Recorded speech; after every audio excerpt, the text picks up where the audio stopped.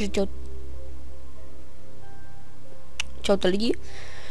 Jsem tu s vámi a je po pauze. A toto je vlastně informačka, že je po pauze a že budeme natáčet 4 story.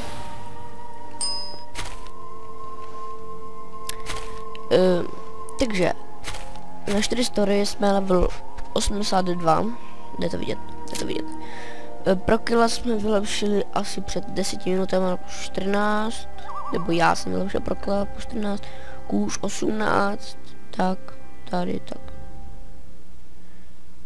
Si to prohlídněte. Učenej.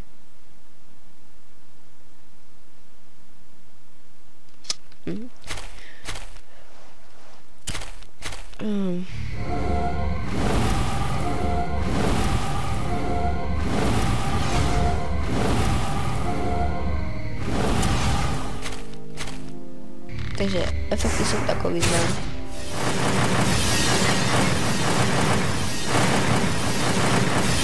Takže do komentářů vy můžete napsat do jakého efektu bych měl jít, jestli do nové lávy, BSK nebo PZK. Bych šel do nové nebo do PZK. Takže se mějte. Mají být dělaných 11G. Takže u videa. Čus.